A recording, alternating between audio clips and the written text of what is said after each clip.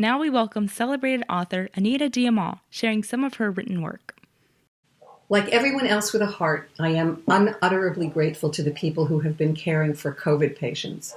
The physicians, the nurses, the technicians, the custodians, transport and food service workers, receptionists, security guards, all of them. Especially nurses. I have a thing for nurses.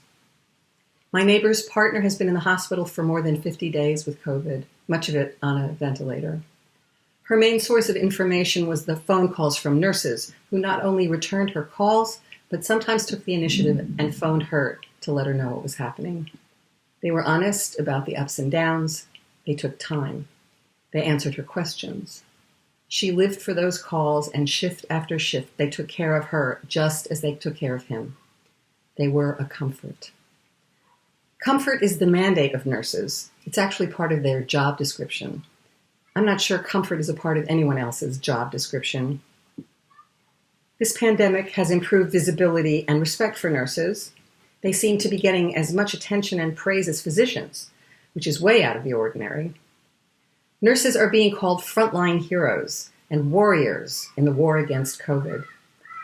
I guess all the military language is meant to elevate their status, but I fear it overshadows their real special powers, which are tenderness, presence, stamina, and comfort. You don't stick to being a nurse in a hospital unless there's a special place in your heart that can be filled by long hours, terrible smells, three-dimensional exhaustion, and frightened patients. Media reports during the pandemic have documented the lives of nurses who work long shifts and then go home where they care for children or older parents before they can sleep, if they can even get to sleep. Some don't go home at all for fear of infecting others, and they collapse in hotels or sleep in the basement. Either way, it's lonely. I could say the same about physicians and respiratory techs and custodial staff, but I want to focus on nurses before the pandemic loosens its grip and we stop calling nurses heroes and return to taking them for granted. I think we expect self-sacrifice and endless patience from nurses, in part because most of them are women. Nursing is still 90% female. Oh, and by the way, a lot of this goes for teachers too, although they're not enjoying the 4-star hero treatment quite as much.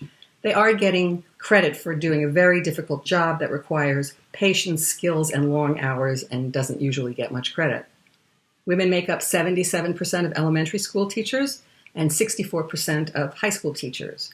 And that profession is so poorly paid that teachers in some communities qualify for food stamps. I am hoping that this is an inflection point so that the essential work of comfort and nurture is elevated to the position of honor that it deserves. I also hope that this marks a turning point that will change the police pledge to serve and protect from cynical camouflage to enforceable policy. I know it's a lot to hope for, but when I think about what nurses do day in, day out, week after week, I find reason to hope.